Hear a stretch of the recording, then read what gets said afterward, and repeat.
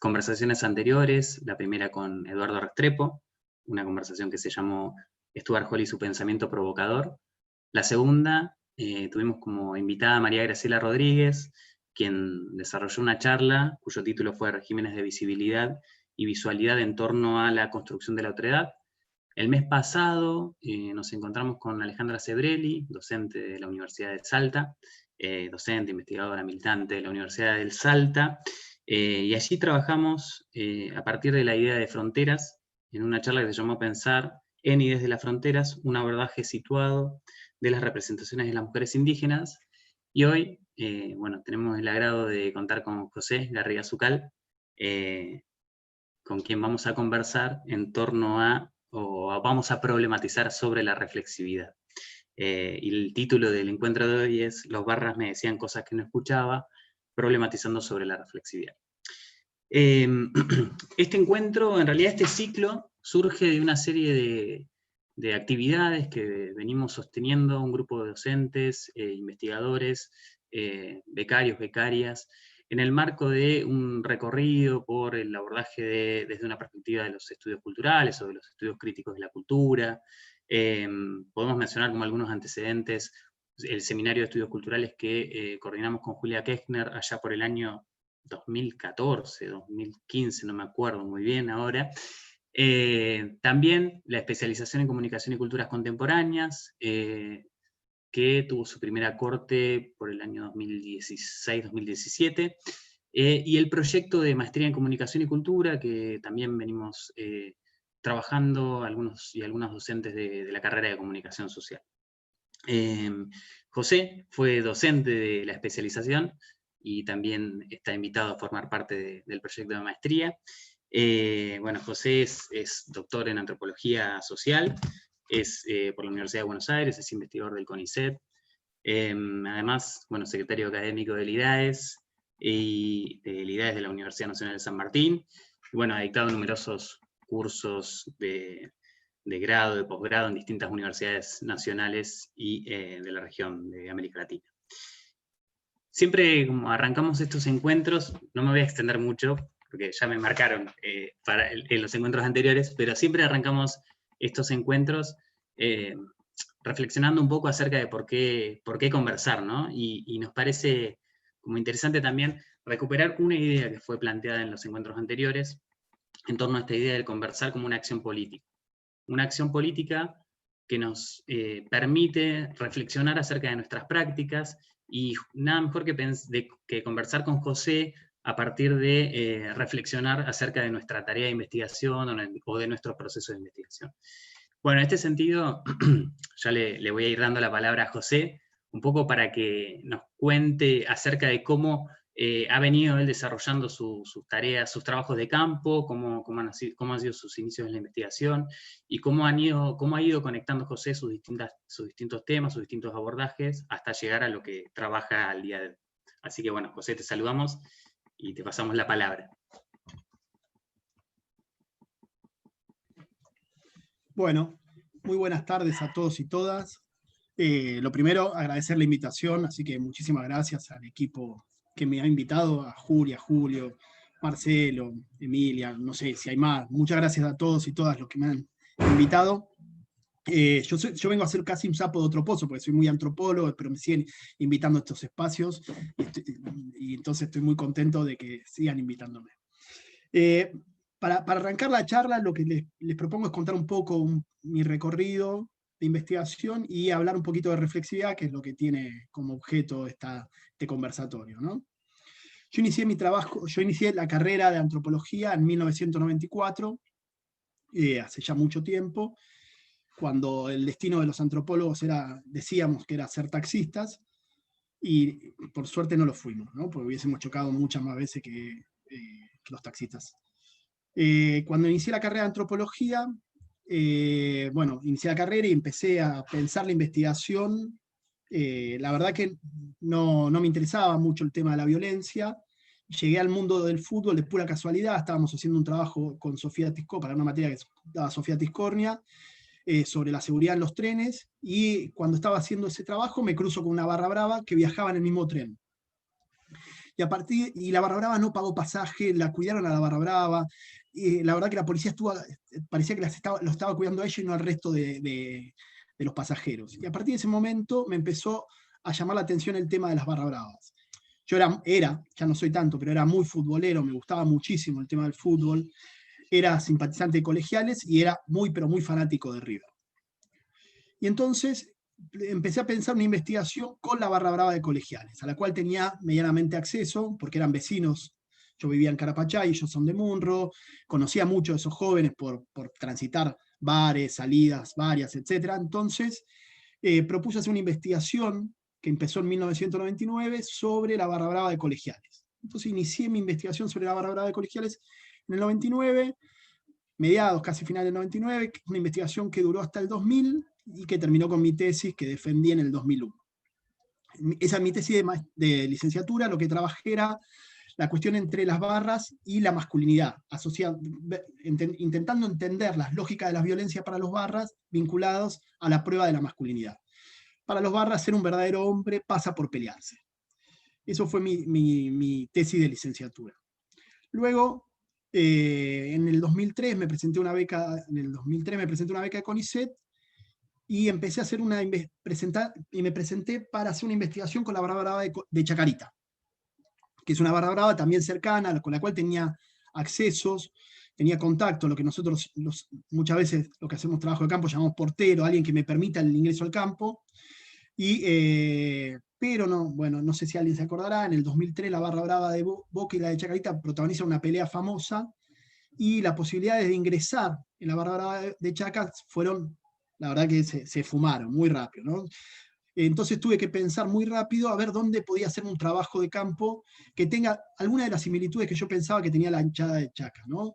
Que era pensar un equipo que tenga una fuerte impronta territorial y que tenga muchos vínculos con la política. Para ese momento en Chacarita estaba Barrio Nuevo, entonces el que fue mi director de la tesis de maestría, que es Pablo Alabarce, me dijo, mira, tengo un contacto con un presidente de Huracán.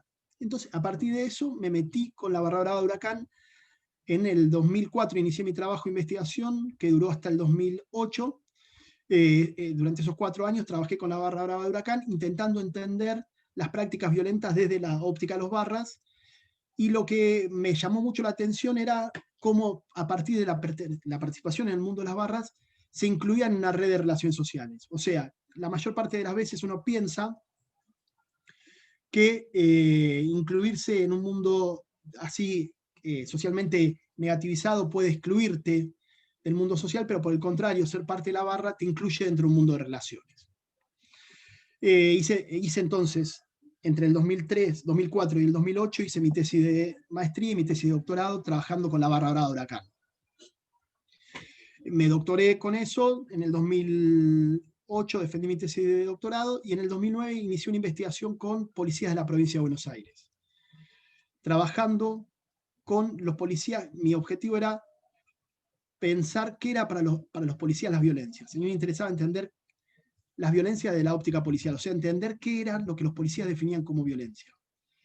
Y para eso hice un trabajo de campo en varias comisarías, en una alcaldía acá en San Martín, acá digo acá porque estoy cerca, en San Martín, en el partido de San Martín, y eso lo hice durante varios años. Todavía tengo algunos contactos con la policía bonaerense, y sigo trabajando más o menos el tema ese. En el 2013 hice un trabajo de investigación sobre la Policía Federal, sobre la formación en la Policía Federal durante todo un año.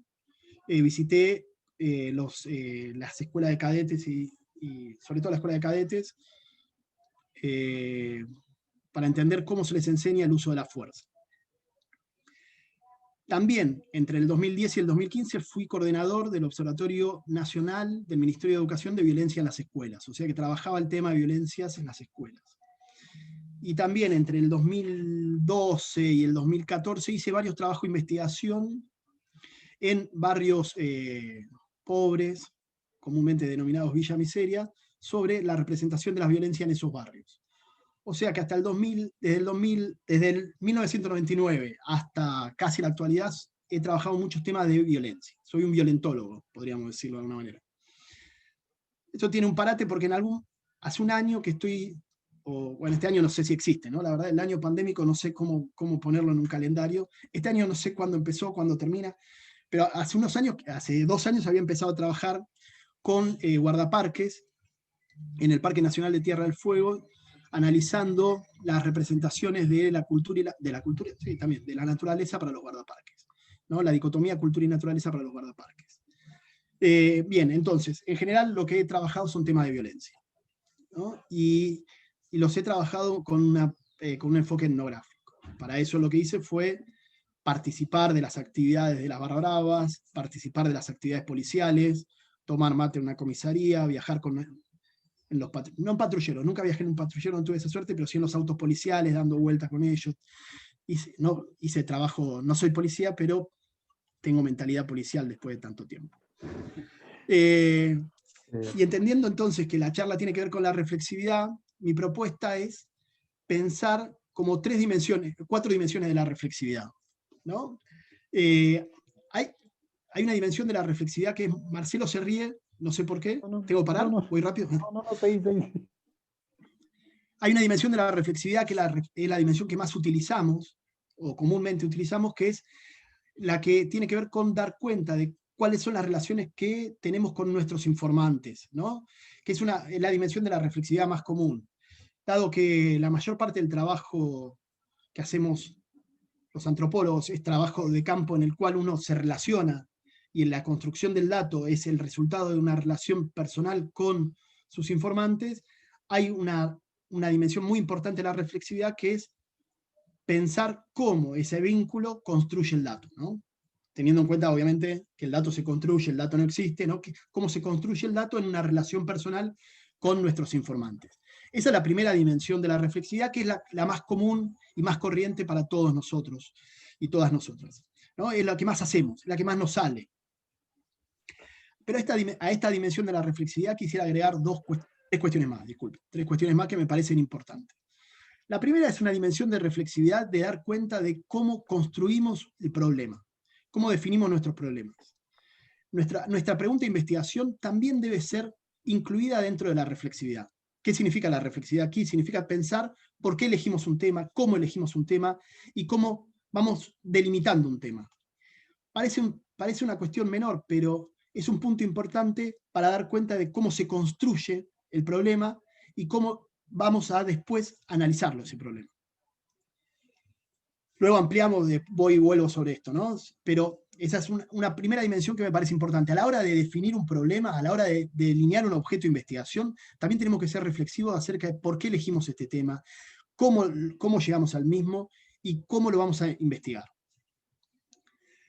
La segunda dimensión que se trabaja, pero para mí debería ser mucho más corriente, que no la utilizamos tanto, de la reflexividad, es la dimensión de la reflexividad que tiene que ver con dar cuenta de cómo el andamiaje teórico que utilizamos, las matrices teóricas que utilizamos, también construyen los datos que vamos a analizar y que van a ser parte del corpus de nuestras investigaciones. O sea, la teoría que utilizamos es una parte importantísima que define qué veo y qué no veo en el trabajo de campo, qué veo y qué no veo, cómo construye un dato es parte también de la teoría que manejo. Esa es la segunda dimensión que quería poner sobre la mesa, no hay mesa acá, poner sobre el Zoom, ¿no? Poner sobre el Zoom para que charlemos sobre la reflexividad. Y la tercera es una que también se trabaja bastante, pero debería ser mucho más ampliada, que es al momento de la escritura, para quién escribimos, cómo escribimos, cuáles son nuestros deseos con ese momento de la escritura de nuestro trabajo de investigación, ¿no? Porque una de las cosas que hacemos como investigadores sociales, no es la única, pero sí tal vez una de las cosas más relevantes, es escribir, ¿no? Nuestras investigaciones se escriben, y el proceso de esa escritura también debe ser puesto sobre la mesa para pensar a quién está orientada nuestra investigación. Porque los datos que construimos y los datos que analizamos son el resultado también de ese público al cual estamos pensando nuestras investigaciones. Entonces me parece que estas otras 3 dimensiones, que no son a veces tan trabajadas, me parece que deberíamos ponerlas sobre la mesa. Teniendo en cuenta, antes de que me hagan una consulta, ¿no? Teniendo en cuenta una cuestión que me parece central, que es la reflexividad, o sea, pensar cómo construyo los datos, es importante solo si me sirve para hacer mejor investigación, ¿no? Para hacer mejor investigación social, para mejorar el análisis de esos datos. Me parece que la reflexividad no nos sirve de nada si es solamente un ejercicio de narcisismo, ¿no? De, mirá el tipo de trabajo de campo que hago, estuve en peligro, wow, qué lindo. No, la verdad que eso me parece que no sirve de nada. Lo que sirve es hacer un trabajo de campo. La reflexividad sirve cuando me permite mejorar el análisis que yo tengo sobre ciertos datos y mejorar también la pregunta sobre a quién están orientadas mis investigaciones, quién define lo que investigo y quién no. Me parece que hay, o cómo la teoría me deja ver algunas cosas y otras no, que me parece importante para ser mejores investigadores sociales. De hacerte, gracias José, por el arranque, digamos, y por ordenar toda la charla. Antes de hacerte o ir haciendo algunas preguntas que se nos iban ocurriendo, reiteramos la modalidad de otros encuentros para quienes no han estado, de que puedan ir haciendo preguntas por el chat, ¿sí? Para ir transmitiéndoselas a José y que podamos ir generando intercambios y diálogos. El chat está abierto para eso permanentemente, digamos. José, en esto que vos vas planteando como dimensiones de la reflexividad, momentos incluso podríamos pensar de la reflexividad que se articulan entre sí, los planteaste en términos generales y por ahí creo que estaría muy bueno recuperar algunas de tus reflexiones concretas, digamos, ¿no? En ejercicio de la situación de investigación de estas cuestiones que planteas. Entonces, respecto a ese primer eje, de esa primera dimensión de la reflexividad que la mencionaste como la más reconocible o la más utilizada, el título de nuestra charla es Los barras te decían cosas que vos no escuchabas, digamos, ¿no? Entonces, un poco por ahí para ponerle algo, hacerlo concreto, es decir, qué cosas no escuchabas, pero fundamentalmente por qué no las podías escuchar. ¿Cuáles eran los anclajes que te impedían escucharlas? Bien, buenísimo, sí. A ver, me parece que eso tiene que ver más, podríamos decirlo, con el eje que señalaba necesario de reflexionar acerca de cómo la teoría nos construye los datos, ¿no? También construye los datos. ¿Por qué? Porque en el trabajo ese que envié, que no sé si lo habrán podido leer, para mí era importante dar cuenta de cómo el andamiaje teórico que yo había utilizado me permitía ver algunas cosas, pero me impedía ver otras, ¿no? Y entonces, a ver, voy a decir algo así muy bestial. Yo fui durante mucho tiempo bourdiano, soy ahora, lo digo siempre y causa un poco de gracia, soy portador sano de Bourdieu, puedo utilizarlo sin ser fanático o sin estar tan enfermo, pero en un momento fui muy fanático de Bourdieu, la verdad que como todos los que han utilizado Bourdieu saben que es fácil y está bueno para utilizar, la verdad que sirve, es muy, muy operativo Bourdieu. Y entonces, lo que me di cuenta, luego de varios años de reflexividad, es que Bourdieu me permitió ver algunas cosas, pero también me impidió ver otras. Y ahí va la idea esta de los barras me decían cosas que yo no escuchaba, ¿no? ¿Por qué? Porque el andamiaje conceptual que tenía, que era el de Bourdieu, me permitía ver algunos usos de la violencia, pero me impedía ver otros, ¿no? Por ejemplo, con el tiempo yo agregué una dimensión analítica para entender las violencias que tiene que ver con comprender la violencia como una parte del entretenimiento, de la búsqueda del placer, el goce, etc., que la verdad que de la matriz bourdiana no la había podido agarrar nunca. Entonces, para mí ahí el punto de la reflexividad es, bueno, mirá, yo estaba utilizando Bourdieu y Bourdieu me deja ver estas cosas, me permitió ver un montón de cosas, ¿no? Es cierto también, pero también me impide ver otras.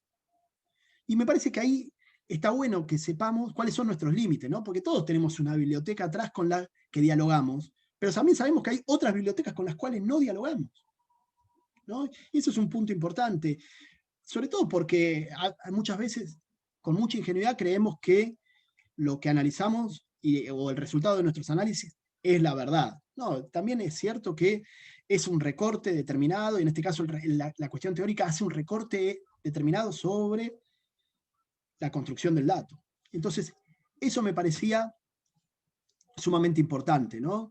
Recalcar esta idea de la teoría también es una parte importante en la construcción del dato.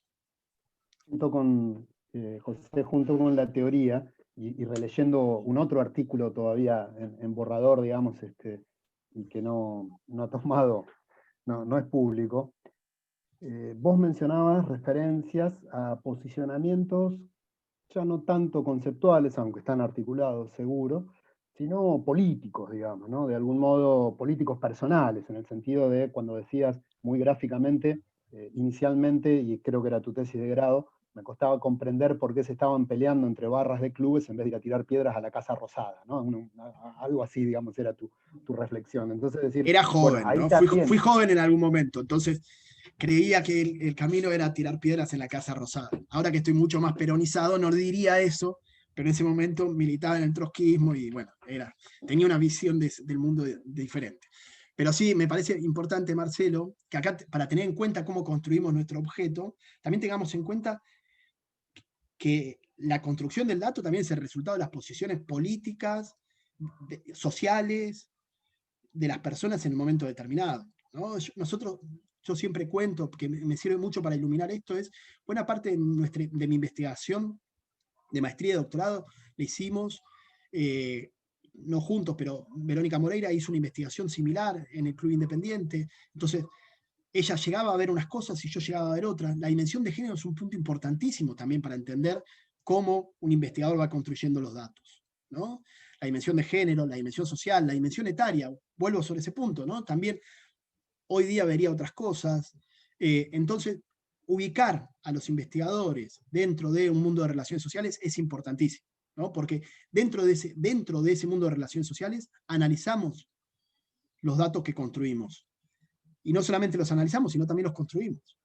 Porque ese mundo de posiciones morales, políticas, sociales, nos deja ver algunas cosas y nos impide ver otras. Entonces, ahí me parece que hay un punto para remarcar, que es, obviamente que, como decía Bourdieu, ¿no? Hay que objetivar al sujeto objetivante, ¿no? Esa frase de Bourdieu tan buena, ¿no? Cuando nosotros objetivamos al sujeto objetivante, o sea, cuando pensamos reflexivamente al investigador, damos cuenta que el investigador está en una posición determinada y ve las cosas de esa posición. Y dar cuenta de eso no quita, por el contrario, no le quita valor al trabajo. Para mí le suma mucho valor. Entendiendo sobre todo que el tipo de trabajo que nosotros y nosotras hacemos nunca de ninguna manera va a ser objetivo, ¿no? Por el contrario, dar cuenta de la subjetividad del investigador es el camino para llegar a para transitar una objetividad que nunca va a ser total y tampoco es el deseo, ¿no? Pero tenemos que dar cuenta de nuestra subjetividad. ¿Por qué investigo esto? ¿Por qué me gusta este tema? ¿Por qué analizo esto? Me parece un punto importante dar cuenta de cómo analizo los temas y cómo construyo ese dato, también el resultado del lugar donde yo estoy. Y para mí eso, Marcelo, hay un punto ahí que puede ser iluminador, que es tener muy en cuenta muchas veces cuáles son nuestros límites morales. En nuestras investigaciones, qué estamos dispuestos a aceptar y qué no podríamos nunca escuchar, ¿no? Entonces, a partir de eso, uno sabe o entiende, por ejemplo, qué tipo de investigación puede hacer o no. Yo puedo trabajar temas de violencia, pero, por ejemplo, tengo algunos límites. Puedo escuchar a gente que me cuenta cómo se peleó, puedo escuchar a policías que cuentan cómo le pegaron a un preso, y hasta ahí puedo escucharlo, pero después la verdad que no tengo capacidad para comprender a alguien que mata. No podría. No podría hacer, por ejemplo, un trabajo con violadores. No podría, ¿no? Porque la verdad que no podría, porque es un límite moral que me impediría ver, entender. Entonces, me parece que ahí el punto es entender o ser reflexivos a cuáles son nuestros límites morales y a partir de eso ir construyendo nuestros objetos de investigación. Vos decías, José, dentro de estos límites morales, digamos, que venías contando, digamos, la carga intersubjetiva, de subjetividad que tiene esa construcción, digamos, incluso de objetivación del sujeto objetivante. En realidad es un posicionamiento de quien está investigando. Y dentro de eso, en alguna charla previa mencionaste algo que me parece que es súper interesante, que es los afectos están involucrados, las emocionalidades están involucradas, la empatía es una condición necesaria para construir información, y a la vez, a medida, digamos, que generás esa empatía, también se generan algunas limitaciones justamente a partir de ello, ¿no? Entonces, ¿cómo fuiste procesando esto? Y si digamos, si hay diferencia al pensar la empatía con la barra de colegiales o con la barra de Huracán, o pensarla, digamos, respecto de los policías en la bonaerense o en la federal, ¿no? Sí, es un punto central, porque como conocemos a través de relaciones personales, las relaciones personales tienen una dimensión afectiva, ¿no? Tiene una dimensión en la cual uno termina teniendo una posición de empatía o de antipatía, pero tiene una posición con su objeto, ¿no? Entonces, amores, odios cruzan las relaciones de campo, y eso es un punto importante para entender cómo voy a construir ese objeto. Y también, para también entenderlo, que en el proceso de largo aliento, o sea, en investigaciones de largo aliento, uno también va modificando esas mismas relaciones, ¿no? Yo trabajé 4 años con la hinchada de Huracán. En esos 4 años, al principio me llevaba muy bien con unos, después me empezaban a alcanzar otros. También es eso, ¿no? Pero me parece importante que el desafío sea tener una posición en la cual uno intente comprender al otro, suspendiendo en todo lo posible sus prejuicios, y esa suspensión de los prejuicios del otro es a partir de conocer qué pienso de ese otro, ¿no? Que es el punto por el cual la reflexividad es importante. Yo debo saber qué pienso de ese otro para después poder suspender mis prejuicios. Y para no, por ejemplo, si no hubiese podido suspender mis prejuicios sobre las barras bravas, porque en vez de tirarle piedras a la Casa Rosada, como decía en algún trabajo, se peleaban entre ellos por una camiseta de fútbol, si yo no lograba suspender esos prejuicios, no hubiese podido nunca entender la relación positiva que había para ellos entre la violencia y la masculinidad. Que no significa que yo opine igual que ellos, ¿no? Para nada. Pero yo quería comprender por qué los barra bravas se peleaban, y entonces tenía que suspender mi juicio sobre las violencias de las barras. Entonces me parece que el ejercicio ahí es importantísimo, ese lento ejercicio de ser reflexivo acerca de cómo suspendo mis juicios de valor sobre las prácticas del otro. Y esa suspensión de los juicios de valor sobre la práctica del otro siempre es difícil, porque somos sujetos morales, somos sujetos sociales, somos sujetos que están parados en un momento determinado y opinan sobre el mundo. Entonces siempre es muy difícil, pero me parece que si no la suspendemos, siempre vamos a terminar viendo en el otro lo que nosotros queremos ver. Entonces hay que intentar hacer un esfuerzo para suspender eso, porque si no voy directamente a encontrar lo que yo quiero. Y eso no sirve de nada, ¿no? Entonces ahí la suspensión de esos juicios sobre la alteridad nos permite construir esa distancia analítica, ¿no? Esa distancia analítica, Marcelo, esa distancia analítica es central en el momento de la investigación. Es central, porque si no, repito, si no, no voy a poder comprender el problema que quiero comprender. Sin embargo, esa distancia analítica, esa suspensión de los prejuicios, ese ejercicio, tiene que hacerse en la investigación, pero no tiene que hacerse todo el tiempo. Uno después puede volver a sus prejuicios, dialogar con esos prejuicios, puede y es necesario que entienda que las prácticas del otro no están bien, ¿no? Uno suspende sus juicios morales sobre el otro en un momento determinado, pero después vuelve a tener posiciones políticas, morales sobre esas prácticas. Y está bien que las tengamos, porque si no somos cínicos, y el cinismo está malo. Lo que tenemos que hacer es un ejercicio de cuando tenemos un ejercicio de investigación, es suspender esos juicios. Obviamente que la suspensión de esos juicios me era mucho más fácil, y creo que ahí va Marcelo, me era mucho más fácil cuando trabajaba con barra bravas que con policías, ¿no? Y sobre todo teniendo en cuenta que, al igual que la mayoría de todas y todos ustedes, entendemos al policía como la alteridad, ¿no? El policía es un otro. Entonces, la verdad que para mí fue un desafío muy grande intentar suspender mis juicios sobre el mundo policial.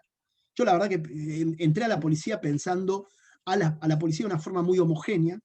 Todos los policías son iguales y todos los policías son, lo voy a decir una bestialidad, espero que no haya ningún policía, pero les tengo que decir que cambié de opinión, pero todos los policías y todas las policías son todas iguales y son todos unos cabezas de termo. Yo inicié mi investigación así. Entonces, tenía que suspender ese juicio, no podía decir, la verdad que como investigador no puedo pensar eso. Y si yo seguía pensando eso, no hubiese entendido un punto importantísimo para mí de mi investigación sobre las policías, es que es la gran heterogeneidad que existe dentro del mundo policial.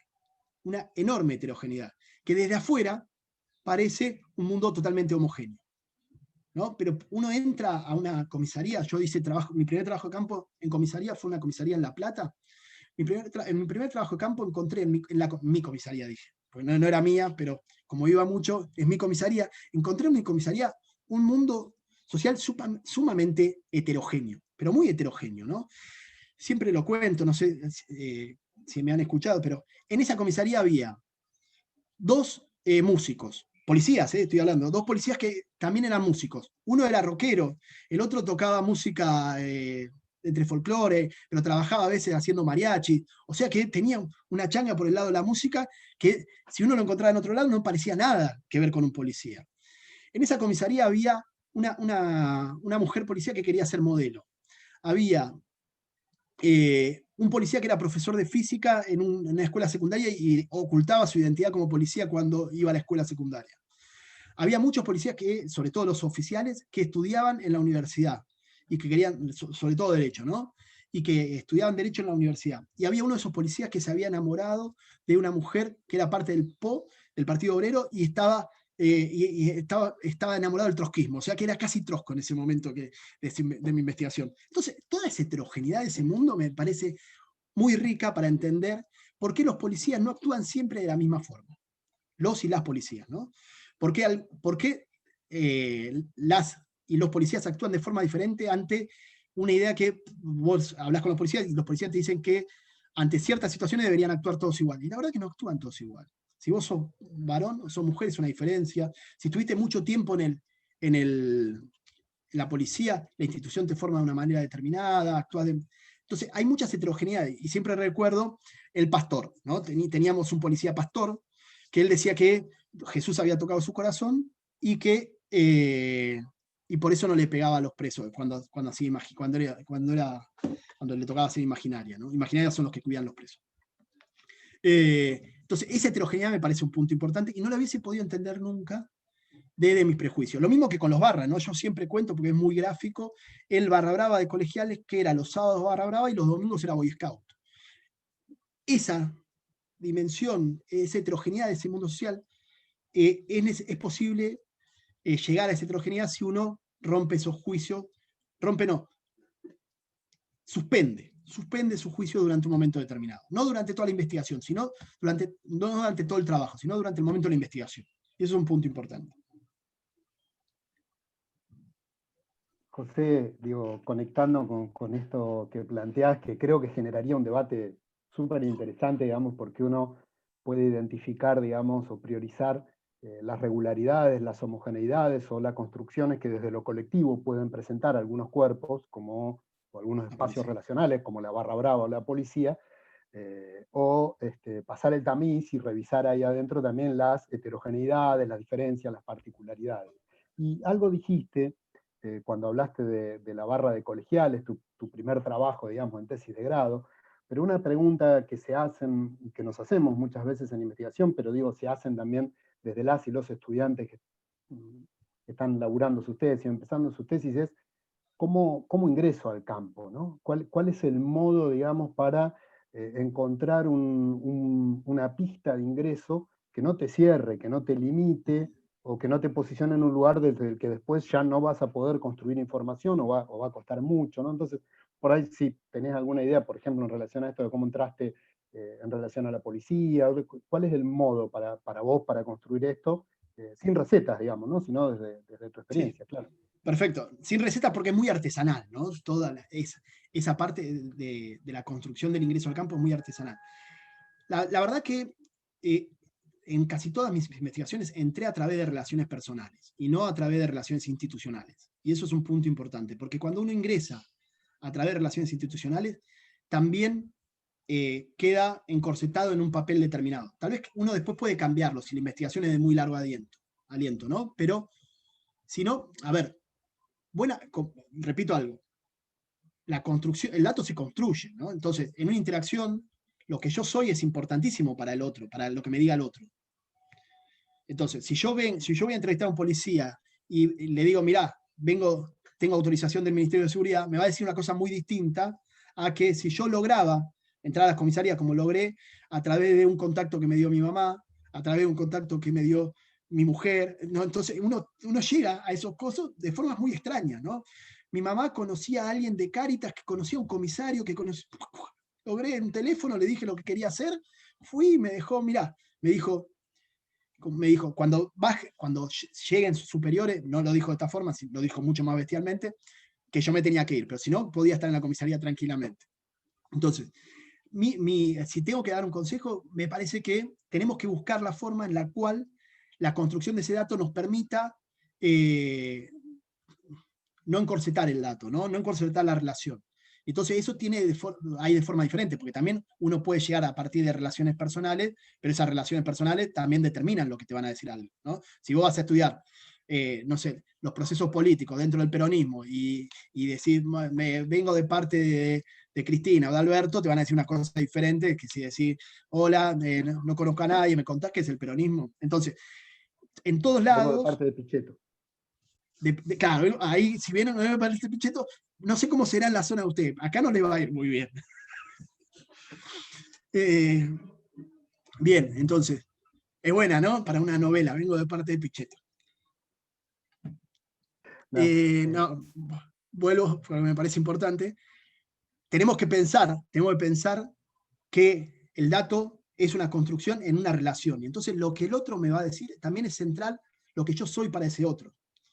Entonces, al principio de mi investigación con la barra, la verdad que durante por lo menos 6 meses los barras de Huracán, que no me conocían, que yo no conocía a nadie, fui un paracaidista, durante bastante tiempo pensaron que era o policía o periodista.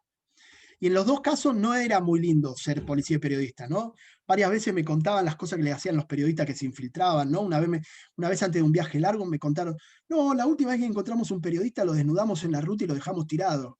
Yo sabía que me estaban tirando un mensaje diciendo, no serás periodista, ¿no? Pero con el tiempo uno más o menos les mostré que mis intereses eran científicos y no tenían nada que ver con el periodismo ni con la policía. Obviamente que aparte los intereses científicos son muy difíciles también a veces de decir, no, soy antropólogo. La mayor parte de la gente no sabe nada de qué es la antropología, ¿no? Y de qué hacemos. Entonces, es muy difícil explicar lo que hacemos, lo que queremos hacer, y eso nos pone siempre ante grandes problemas. Porque aparte estamos estamos obligados a decirlo, porque si no entramos éticamente mal, ¿no? Entonces, estamos obligados a decirlo y la forma en que nos presentamos es central. Entonces, no solamente por quién llegamos, sino también cómo nos presentamos es importante. Por ejemplo, yo iba a hacer un trabajo con Barra Brava, no iba a decir, vengo a hacer una investigación porque sonaba re policial, ¿no? Entonces decía, vengo a hacer un trabajo sobre la barra, el barrio, y explicaba un poco el trabajo que quería hacer, aparte lo más claro que lo tenía en ese momento, porque uno también va cambiando su propio trabajo, así que muchas veces no lo tiene claro. Y cuando inicié mi trabajo de investigación con la policía, la mayor parte de los policías con los que charlaban creían que yo era de servicio. Era un interno, ¿no? Que los estaba investigando ellos mismos. Entonces, también durante mucho tiempo me miraban con recelo. Es necesario entender que el tipo de relación que uno establece en en los trabajos que nosotros hacemos es importante porque el dato se construye en esa relación. Y lo que nos van a decir también se construye en esa relación. Obviamente que si vos tenés un trabajo vas a estar mucho tiempo, tenés más chances después de llegar a los datos, a la construcción de datos con un poco más de espalda, ¿no? Pero sobre todo cuando hacemos un trabajo de investigación de corto aliento, una tesis de licenciatura, una tesina de licenciatura, tenemos que pensar cómo nos presentamos, cómo llegamos a esas relaciones, porque el tiempo es corto. Totalmente. José, aprovecho para conectar con una primera pregunta que hizo Omar y habilitar, digamos, e insistir para que nos vayan haciendo preguntas por el chat, eventualmente si alguien la quiere hacer oralmente, que nos pida la palabra. Venimos hablando de reflexividad, venimos hablando de la construcción del dato, venís hablando, digamos, de la construcción de conocimiento fundamentalmente en el espacio académico, digamos, ¿no? En el espacio científico académico. ¿Qué pasa con ese conocimiento, con esas conclusiones, con esas reflexiones, por fuera del espacio académico-científico, ¿no? Y por ejemplo, te pregunto concretamente, conectando con la preocupación que decía Omar, en estos casos, no sé si la barra, digamos, las barras bravas, que tienen más o menos organicidad, o quienes desde la policía te abrieron las puertas, digamos, para el ingreso y demás, ¿te pidieron después decir, che, mostrame lo que estás haciendo, contame qué escribiste, devolveme algo de esto, discutamos, no sé, pensar, digamos, en eso también como un impacto, no solo hacia ese grupo que te abrió, digamos, el espacio, sino también en términos de políticas públicas, digamos, de discusiones, de debates públicos, ¿no?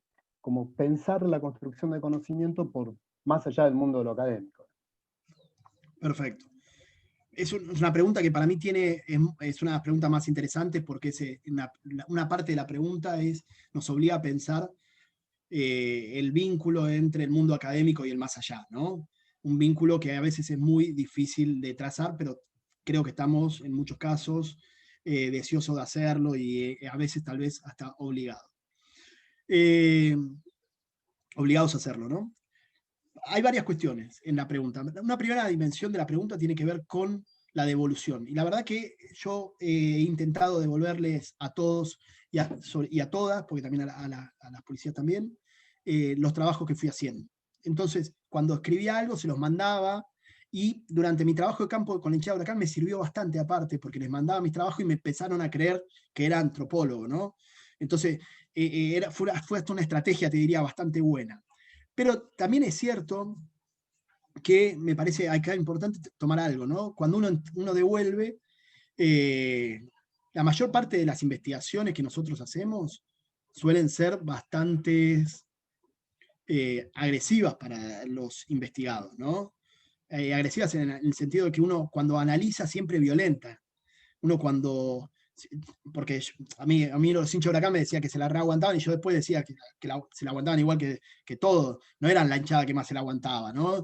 Y que es más, yo mostraba que decían que se la aguantaban, pero a veces sí, a veces no, y eso no les gustaba nada. Entonces yo ponía en duda todo lo que ellos mismos me decían. ¿Por qué? Porque yo quería mostrar cómo funcionaba la violencia. Entonces, me parece que eso también es una cuestión para tener en cuenta, importante. Y es medio polémico lo que voy a decir, pero una buena tesis hace que tus informantes también te dejen de querer un poquito, ¿no? Porque uno genera un análisis sobre el otro y genera un espacio y ese análisis siempre es una violencia, ¿no? Hay un viejo trabajo de Certeau que piensa esto, ¿no? Cuando analizamos, violentamos, ¿no? Y en el análisis generamos una violencia. Esa es una primera dimensión que me parece importante. Sin embargo, creo que tenemos que hacer devoluciones. Tenemos que hacer porque tenemos una relación personal en muchos casos con esos actores que nos dieron un montón, ¿no? Yo siempre me sentía muy en deuda, me siento muy en deuda todavía con los investigadores que me prestaron su tiempo, que me cuidaron en muchos casos, que me abrieron puertas, un montón de cosas. Y yo, la verdad que no les devolví mucho, ¿no? Yo soy muy mosiano, ¿no? Marcel Moss, todo el intercambio de dones, entonces ellos me dieron mucho y yo les di muy poco, entonces me siento totalmente en deuda con muchos de mis informantes, tanto barras como policiales. Eso por un lado, pero por el otro lado la pregunta tiene una dimensión que me parece importantísima, que es la dimensión de pensar para quién escribimos, ¿no? Que es una dimensión, usted no sé, pero la mayor parte de nuestros trabajos de investigación son ilegibles fuera de este mundo, ¿no? La verdad que yo leo mi tesis de doctorado y la entiendo yo solo, y los 3 jurados que la leyeron. Entonces, y la verdad que ahí hay algo medio nefasto del mundo académico, que es, uno escribe para que lo evalúen los jurados, y yo, obviamente yo dirijo gente y le digo, escribí pensando en tu jurado, ¿no? No escribas pensando en ganarte un premio por escritura o publicar eso en Clarín. En Clarín no, bueno, saquemos Clarín, pero entonces, hay el régimen, digamos, el canon, la academia tiene diferentes cánones, y uno de los cánones en las tesis es escribir para colegas. Entonces, me parece que un punto de la reflexividad es para quién escribimos, y el cómo escribimos. Obviamente que las tesis son una parte de nuestras investigaciones, no lo único que hacemos, ¿no? No lo único que escribimos. Entonces, y ahí uno entiende que la obligatoriedad de escribir de ciertas formas la tenemos cuando escribimos para el mundo académico, pero después podemos intentar salir de esa forma, ¿no? E intentar interpelar a otros públicos, intentamos interpelar al mundo de las políticas públicas, se intenta, pero nos cuesta mucho, porque estamos muy formateados para escribir y pensar conceptualmente, por ejemplo. Tengo que citar a Bourdieu 6 veces para que el texto tenga coherencia. Tengo que usar esta parte del marco teórico. Me parece que ahí hay una dimensión importante de los regímenes de escritura académica que nos obligan a pensar cómo cruzamos los puentes para, si lo deseamos, porque tampoco estamos obligados, pero si lo deseamos, cómo cruzamos los puentes para pensar, por ejemplo, políticas públicas. Y no solamente en la escritura, también cómo pensamos nuestras investigaciones. ¿No? Yo siempre cuento algo que es muy gráfico para esto. Hace unos años nos convocó un secretario que estaba pensando el sistema penal, nos llama y nos dice, tenemos este problema, nos sentamos en su escritorio, en un lugar hermoso, y le decimos, nos cuenta el problema y le decimos, buenísimo, nosotros podemos hacer una investigación sobre eso, que te puede servir a vos para pensar el problema, hacemos una investigación durante 2 años, al tercer año te mandamos un informe. Y el tipo nos mira, se mueve de la risa y nos dice, yo no sé si voy a estar acá el año que viene, vos me estás pensando una política, una investigación a tan largo plazo que no me sirve de nada.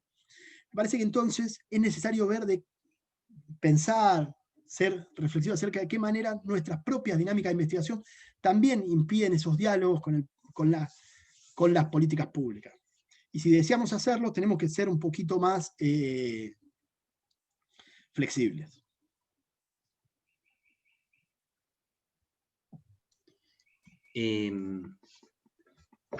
Tenemos un par de preguntas que fueron haciendo. Alejandra, bueno, si Alejandra o Rebeca quieren formular su pregunta, pueden hacerlo, si no, las leo yo, como ustedes prefieran. Voy yo con la de Alejandra, y en todo caso después vemos la de Rebeca. Alejandra pregunta, cuando realizamos un proyecto en el marco de una institución, ejemplo, la universidad, ¿cómo podemos manejar eso que para el otro puede resultar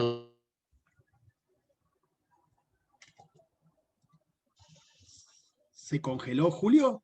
odioso, impropio? ¿Se congeló? ¿Repito? Sí, por favor.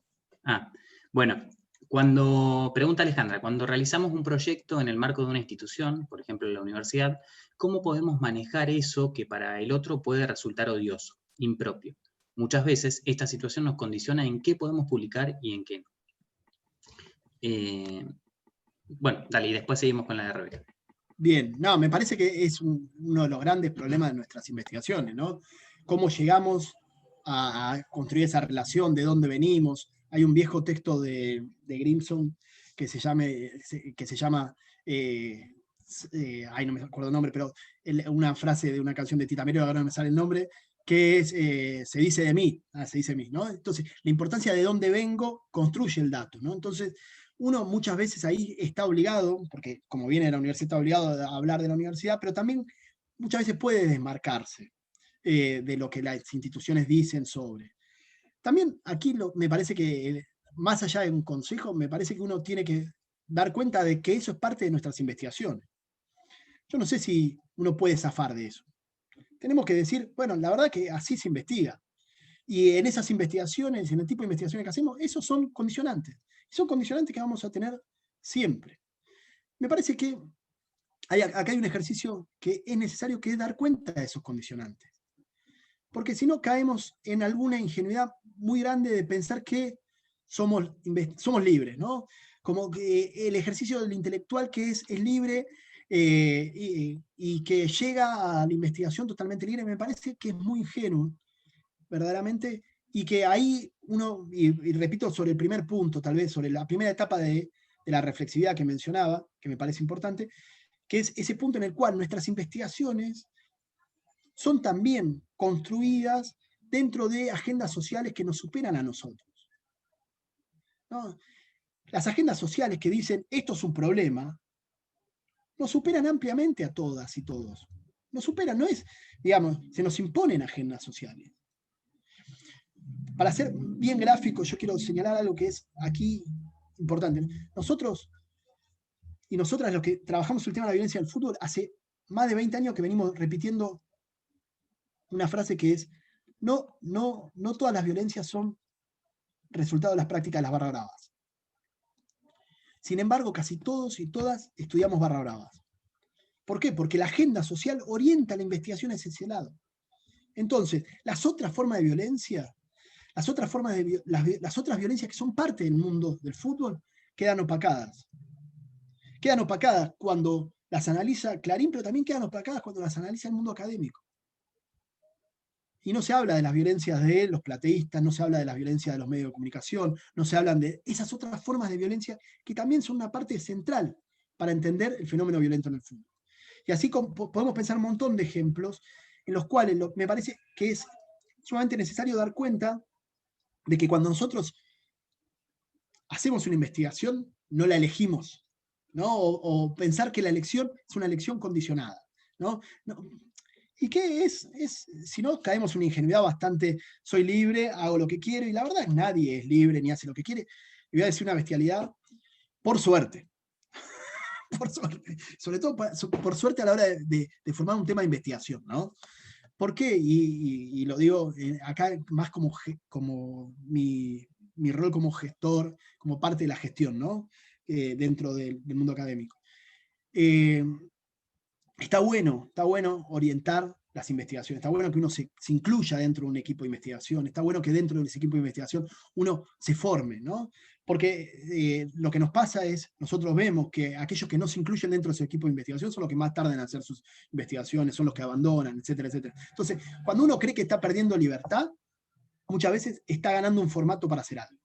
Me parece que ser reflexivo acerca de cómo ese formato nos forma es importantísimo, ¿no? Un formato te forma, pero no te determina, ¿no? Y me parece que en ese juego de dar cuenta de los condicionantes, que nunca son determinantes, podemos hacer mejores investigaciones sociales. Rebeca ahí planteaba que luego de haber leído el texto que les compartimos, que le dejó una sensación muy gratificante de honestidad. Alguien que me cuenta, que no escucho, me gusta esta honestidad como una dimensión más de la reflexividad, una dimensión generosa con la que lee. Y me pareció fundamental la cuestión del giro ontológico, la idea de que no hay algo oculto, esto es, de jerarquizar la construcción del conocimiento. Y bueno, te agradece también por esa tarea. Bueno, dale, te paso la palabra. Dale. Puedo decir varias cosas sobre eso, porque también me parece importante dar cuenta que buena parte de todo este proceso reflexivo y esta honestidad, uno la puede hacer como resultado de ese proceso también. Yo, todo lo que estoy diciendo ahora, obviamente no sé si lo hubiese, de ninguna manera lo hubiese podido hacer cuando estaba haciendo mi tesis de licenciatura. O sea, el proceso de reflexión es un proceso lento, ¿no? Y que también nos permite ser honestos con el tiempo, ¿no? El tiempo nos da honestidad. Y me parece que también, y sobre todo para entender ese mundo jerárquico en el cual vivimos, que es el mundo académico, el tiempo, yo puedo ser honesto también y tener esa honestidad por el lugar que tengo dentro del mundo académico, ¿no? Digamos, ya no juego nada, ya no me juego nada. Entonces puedo decir algunas bestialidades que no sé si las diría no sé, si tengo que entrar a una beca de CONICET, ¿no? Entonces tengo algunas libertades propias también de mi recorrido. Igualmente, buena parte de muchas de estas reflexiones las inicié antes de doctorarme. No sé, hay algunos trabajos que ya publiqué antes de doctorarme, uno que se llama Josecito, te quieren cagar a piña, que es una frase de un informante que me llama y me dice que me van a matar, después me amenazan, ¿no? Toda una reflexividad sobre el miedo en el trabajo de campo. Entonces, buena parte de la reflexividad es cierto del iniciante, pero uno tiene más libertades cuando está en situaciones académicas más, no sé, tranquilas, ¿no? Y eso ahí hay un punto que me parece también, para ser honesto con la honestidad, ¿no? Y después, sobre lo del giro ontológico, a mí me parece un punto interesante, sobre todo es una parte de una ruptura muy fuerte para mí con la matriz burdiana, para decirlo de alguna manera. Porque la lógica burdiana, de fondo, supone que el informante o cualquiera con el cual nosotros estamos investigando, hace cosas que no sabe y que yo voy a descubrir de fondo qué es lo que hace que no sabe, ¿no? ¿Por qué? Porque en el hábitus del otro está interiorizada una cierta lógica que no conoce cuáles son las razones de su accionar. Me parece que yo tuve que romper con esa concepción burdiana. Que tardé mucho en romperla, ¿no? Y me parece que ahí está muy bueno pensar que, está bien, es cierto que como todos y todas, hacemos cosas que no somos totalmente reflexivos. Tiene razón Bourdieu, pero también cuando los barra me decían, me gusta pelearme, me estaban diciendo que les gustaba pelearse. Y era importante para mí entender ese gusto por la pelea. Ahora lo entiendo mucho más claro y entiendo el goce de la pelea, el goce de la violencia. Me parece que es un punto que cuando era más joven, era más chico, iba a decir, no lo tuve, no lo pude entender, pero no lo pude entender porque la matriz teórica me impidió verlo, ¿no? Entonces, ahí nuevamente volvemos a ese punto, ¿no? Cómo las matrices teóricas nos dejan ver unas cosas y nos impiden ver otras. Como todas, como todas las matrices que utilizamos. El giro ontológico también nos impide ver otras cosas, ¿no? Entonces, me parece que es necesario que sepamos todas y todas cuáles son las formas en las cuales construye un problema, analiza un problema, etcétera, etcétera, y dar cuenta de esos condicionantes, ¿no? Y ahí me parece que el juego es mostrar qué nos está condicionando en tal momento determinado, que a veces puede ir cambiando durante el tiempo. Va otra, José. Romina Berens te pregunta o plantea: algunos temas de investigación nos exigen fuertemente un posicionamiento político. Esos posicionamientos a veces son a favor de los sujetos con los que investigamos. También es un desafío alejarnos de esas empatías, simpatías, apoyos políticos que les damos. Y yo te agrego otra, que es algo que estuvimos como discutiendo en la previa del encuentro, y que vos algo mencionaste respecto a la dimensión de género y a los trabajos que venías haciendo en compañía de Verónica Moreira, y bueno, un poco lo que pensábamos al momento de esto de problematizar sobre la reflexividad. Era un eje que estaba orientado a la cuestión de la construcción de masculinidades, que rondó siempre para formar parte del título de la charla, que al final no estuvo, pero bueno, te queríamos preguntar también eso, ¿no? ¿Cómo fue para vos el trabajo de campo en ese proceso que realizaste en las hinchadas de Huracán, de colegiales, y cómo se atravesó esta dimensión? Bien, respondo un poco lo de Romina, que me parece que es un punto central, ¿no? Porque todos, repito, todos y todas tenemos posiciones políticas, ¿no? Y no tenemos que olvidarnos de nuestras posiciones políticas para nada. Lo que sí creo que es necesario suspenderlas al momento de intentar construir esa distancia analítica. Pero luego uno tiene esa posición política y está bien que la tenga, pero está bien que la explicite, ¿no? Digamos, yo intento entender a las policías, ¿no? Yo intento entender a las policías desde una posición política determinada, que es, estoy en contra de las violencias policiales, pero para entender las violencias policiales tengo que suspender lo que yo pienso de las violencias policiales. Ahí voy a entender las violencias y después vuelvo a mi posición política. A mí me pasa que la mayor parte digamos, que no tengo una relación tan cercana con las posiciones de mis informantes. Entonces, termino peleándome mucho más, ¿no? Yo le entrevisto a un policía y después digo, mirá lo que está diciéndote policía. Pero en ese momento quiero entenderlo al policía, ¿no? Y es necesario entender cuáles son las razones, los sentidos de las violencias desde esa óptica. Aunque no sean para nada mis razones y yo esté profundamente en contra de sus razones. Si mi deseo es entenderlo, tengo que hacer un esfuerzo para suspender lo que yo pienso de ese tema. Pero después vuelvo. Tenemos que pensarnos como sujetos políticos. Y no podemos olvidarnos de eso. Somos sujetos políticos. Somos sujetos políticos. Y como sujetos políticos muchas veces decimos cosas que a nuestros informantes no les gustan. Y después no nos responden el celular. Pero bueno, es parte del proceso de investigación, ¿no? Creo que uno, cuando toma esas posiciones políticas, sabe que la investigación puede acabarse rápidamente, ¿no? Por eso también que dar cuenta de la dimensión de la investigación como un trabajo, ¿no? Nosotros estamos trabajando y en ese trabajo establecemos un vínculo que queremos que llegue a buen puerto. Entonces, a veces decimos unas cosas, a veces no, pero al fin y al cabo, cuando escribimos una tesis, una tesina, tenemos que poner nuestra posición política. Estoy totalmente de acuerdo. Pero lo que sí creo es que en algún momento de la investigación, o en varios momentos de la investigación, tenemos que suspenderlas. En ese juego de suspenderla y ponerla, está para mí la gran riqueza de nuestras investigaciones y también de nuestros aportes, porque se enriquece nuestra posición política. Mi posición política respecto a la violencia policial se enriqueció muchísimo porque pude suspender mis juicios sobre la violencia policial. Si no, yo seguía pensando que los policías son cabeza de termo, que le pegan a todos los jóvenes de gorrita. Y la verdad que no, los policías no todos los policías le pegan a todos los jóvenes de gorrita. Y no todos los policías le pegan siempre a los jóvenes de gorrita. Entonces, entender eso, para mí, mejoró mi posición política y también mejora cualquier posibilidad de pensar políticas públicas para la prevención de las violencias. Entonces, yo eso para mí lo logro porque puedo suspender mi juicio.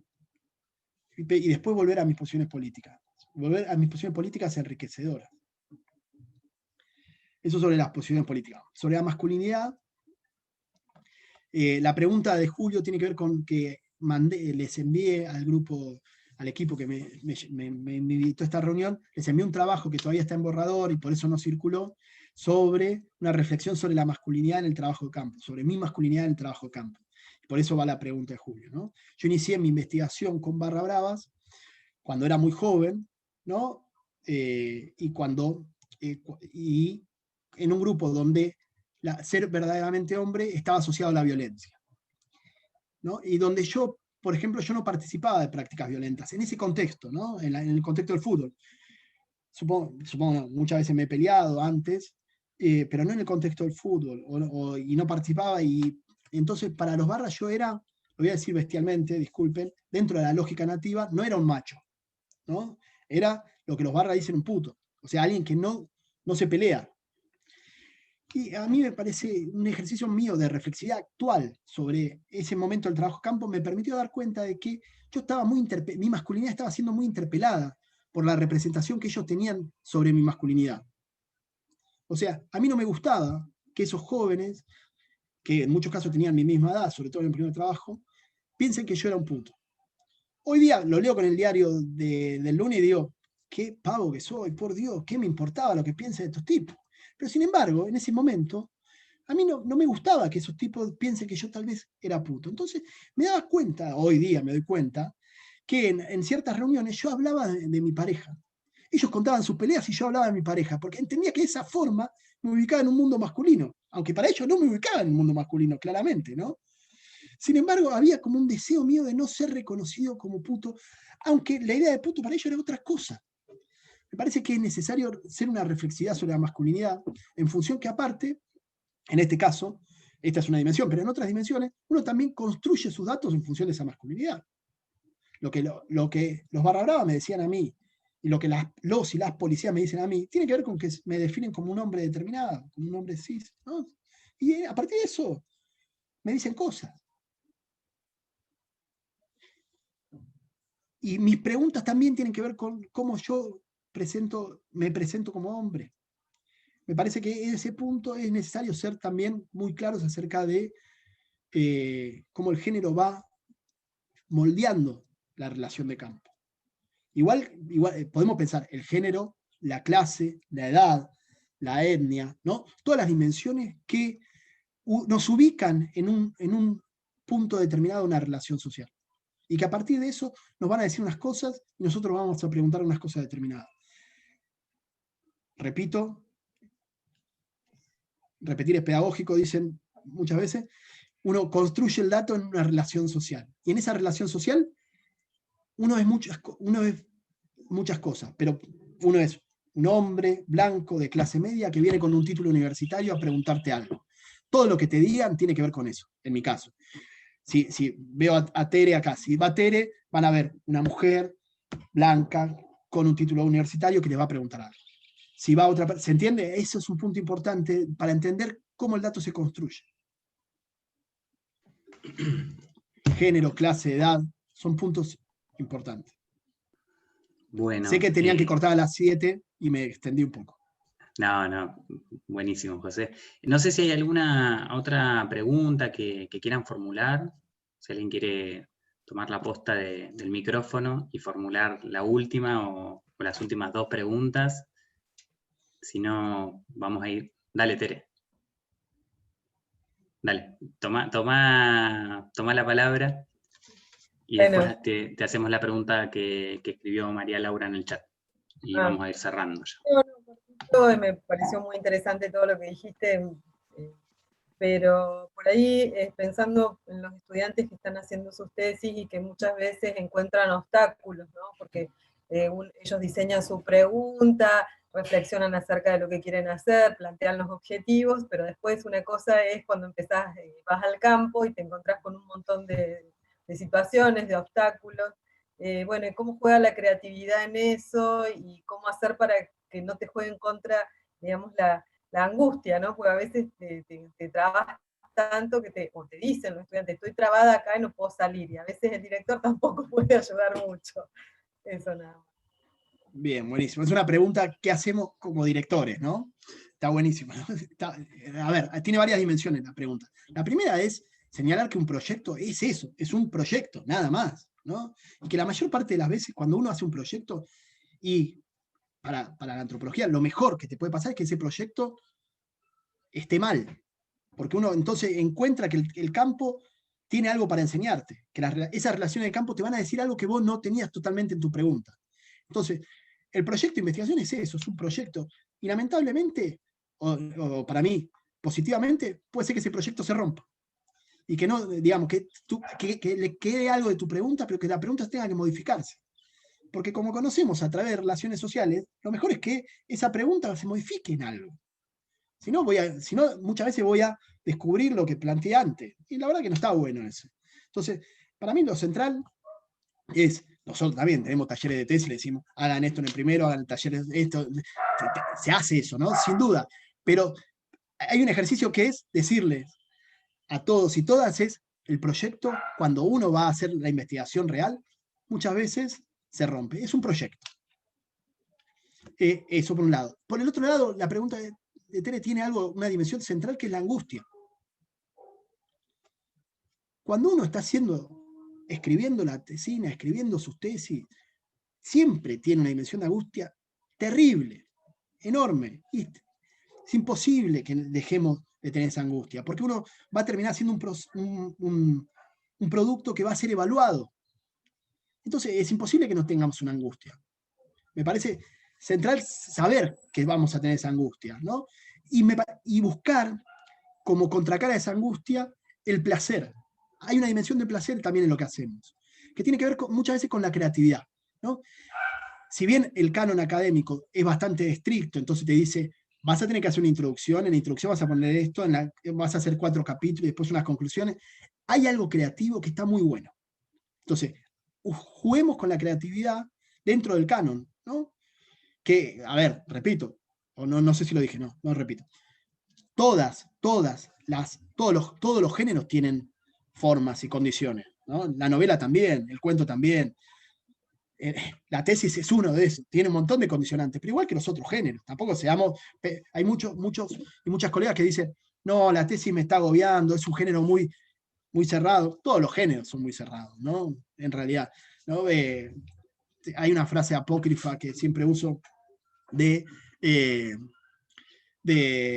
Víctor Turner, un antropólogo, se murió y decía que la antropología lo condicionó mucho, que hubiese elegido la poesía, ¿no? Pero Mario Benedetti, cuando se murió, dijo, la poesía me condicionó mucho, hubiese elegido la antropología. Todo apócrifo, ¿no? Pero todo nos condiciona. A eso quería ir. Todos los géneros nos condicionan un poco. Algunos un poco más y algunos un poco menos, sobre todo cuando vamos a ser evaluados, ¿no? La evaluación, el sistema de evaluación obliga a tener que pasar por algunas formas determinadas. Uno puede escribir poesía y nadie te la evalúa, entonces tenés más libertad. Justo en esa línea preguntaba María Laura en el chat si entonces podríamos decir que el género discursivo, el científico, también construye el dato.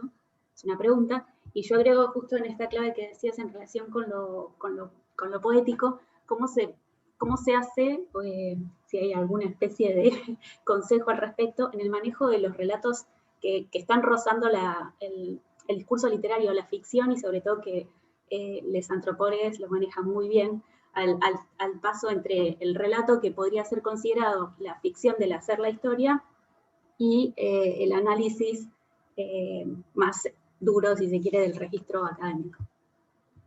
Bien. Me quedé pensando en la segunda parte y me olvidé de la primera. Pero la primera, si el género construye el dato, sí. No, el género construye el dato porque nos obliga también a presentar el dato de cierta manera. Sobre todo nos obliga también a pensar que el dato va a ser evaluado por tal persona. Entonces hay un ejercicio de el género que orienta nuestras tesis de cierta manera. Me parece que cualquiera que esté haciendo, me imagino que muchos de acá están escribiendo, pensando en sus tesis, cualquiera que está escribiendo una tesis está pasando por un momento en el cual tengo que hacer esto de tal manera. Y es así, verdaderamente es así. Y entonces cuando hacemos estas tesis, tenemos que decir, bueno, el capítulo tiene que tener tal dimensión, tantas cantidad de páginas, en tantas páginas tengo que meter tal cosa, tengo que utilizar cuántas citas. Es un ejercicio determinado, pero dentro de ese ejercicio también hay creatividad. Pero sí, que nos condiciona, sin duda, nos condiciona, ¿no? Y me parece que ahí lo que dice Julia, que me parece importante, es que importante y difícil es la relación entre el dato y la teoría, si entendí lo que está planteando Julia, ¿no? ¿Cómo hacemos para que quede bien la articulación entre el dato y la teoría? Que es algo muy, pero muy difícil de hacer, ¿no? Es verdaderamente lo que más nos cuesta cuando ustedes estén escribiendo una tesis, eso es lo más difícil que hacemos.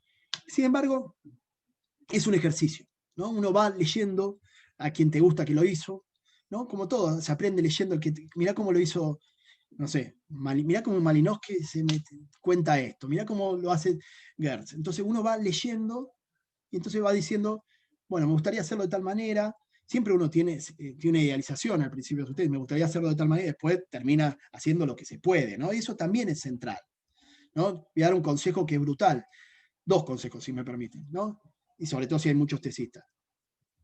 La única tesis buena es la tesis terminada, ¿no? Entonces las tesis no se terminan, se abandonan. Uno llega a un momento donde dice, basta, no puedo ir más, abandono mi tesis, la termino. Entonces es un punto importante. Tenemos que terminar las tesis, no tenemos que dar tanta vuelta. Entonces, las tesis se hacen, ¿no? Tenemos que hacerlas.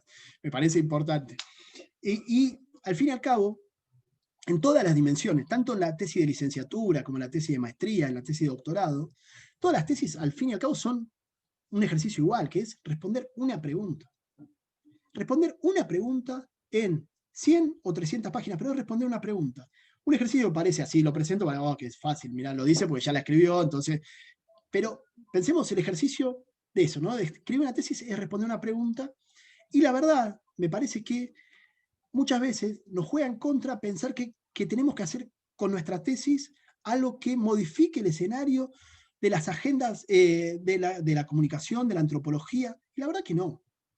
Hoy día ni una tesis de doctorado propone un aporte sustancial al debate académico, ni la tesis de doctorado. Entonces imagínense, una tesis de licenciatura es responder una pregunta en 80 páginas, no sé cuántos tienen ahí en Comahue, pero nosotros entre 60 y 80 páginas, responder una pregunta. Digamos, me parece que uno de nuestros desafíos como investigadores es no pensar que nuestra tesis, tesina de grado, maestría o doctorado tiene que ser la revolución para la ciencia social. Bajarnos el precio también, para bajar nuestras angustias. Bueno, José, estamos poco pasados con la hora, y bueno, queremos agradecerte, la verdad que para quienes formamos parte de este equipo que arrancó con el ciclo de conversaciones, dentro del que estamos Marcelo, Loaiza, Emilia Segovia y Julia Kechner, bueno, y yo. La verdad es que es un lujo cerrar el ciclo del 2020 con vos, así que, bueno, te queremos agradecer enormemente. Y bueno, ahí hay gente que te está agradeciendo en el chat, que te pide tu correo. Bueno, pónganlo en mi correo, ponelo, y bueno, ahí me escriben. Es fácil porque, como soy viejo, tengo un Hotmail. Es garrigajose@hotmail. Me mandan, yo ahí respondo. Veo varias caras conocidas también, ahí a Romina, Natalia, muchos saludos también. Y bueno, como me toca cerrar, muchas gracias por la invitación. Para mí, dialogar así es un placer, un gusto. Espero que sirva para algo. Bueno, muchísimas gracias, José. Bueno, no sé cómo continuará esto en el 2021. Dale, ¿querías decir algo, José? No, posiblemente más libres, Ah, pero no sé. veremos, pero bueno, en principio ahí Al mismo tiraste... tiempo, me parece que lo único bueno que tuvo la pandemia es que agilizó todos estos tipos de eventos vía Zoom, que si no antes eran imposibles, ¿no? Entonces uno tiene muchos más contactos con investigadores, ha federalizado un poco el mundo académico, la verdad. Y eso me parece un punto importante. Sí, de alguna manera siempre, bueno, conversamos con Julia, con Emilia, con Marcelo, de que esto hubiera sido imposible en otro contexto. Poder contar con vos, con Eduardo Restrepo, con María Graciela y con Alejandra, la verdad que nos hubiera dificultado muchísimo para una universidad como Comahue, además. Y entonces, bueno, dentro de todo lo negativo que tiene esto, por lo menos la posibilidad de armar redes, de fortalecer algunos vínculos, bueno, ha sido sumamente valioso. El ciclo termina acá en 2020, yo no voy a prometer nada, soy de prometer muchas cosas que después no suelo cumplir, así que no voy a prometer nada para el 2021, pero en principio la idea es que, bueno, podamos seguir trabajando en este tipo de articulaciones, de redes que vamos construyendo y, bueno, no sé si quieren, por ahí mis compañeros, mis compañeras quieren decir algunas palabras como para cerrar. También quiero agradecerles a muchos y muchas de ustedes que la verdad que estuvieron en los 4 encuentros o en 3, no sé, no voy a mencionar a nadie en particular, pero realmente también hemos sostenido un número de participantes en cada uno de estos encuentros que además para esta altura del año es algo para valorar. Yo quiero agradecer a todos y todas, al equipo que me invitó. También te investigamos. Y a todos y todas por estar acá. Bueno, no sé, Julia, Emilia o Marcelo. No, muchas gracias a José, sobre todo, a mis compañeros por este, digamos, inicio en el ciclo, que ojalá podamos sostenerlo más allá de las dificultades, pueden presenciar o no, y a quienes estuvieron acompañándonos y que hicieron preguntas y pudimos tener un rico intercambio en estos 4 encuentros, que en lo personal me fue muy gratificante y aprendí muchísimo hoy y en las 3 reuniones pasadas. Así que nada, muchas gracias y les esperamos, creo, el año que viene, esperemos. Yo también quería agregar o sumar desde también, no solo desde la parte organizativa de este ciclo, sino como estudiante, el valor que tiene poder ver las caras y escuchar a quienes leemos o a quienes están investigando o a quienes tienen un recorrido por ahí con más experiencia. Me parece que en ese sentido también está muy bueno y que nos ayuda un montón también bajar a tierra eso que vemos como tesis o investigación que a veces le tenemos mucho miedo, pero que es posible y que tiene un montón de debates en el trayecto. Y bueno, y gracias a todos por participar y sumarse.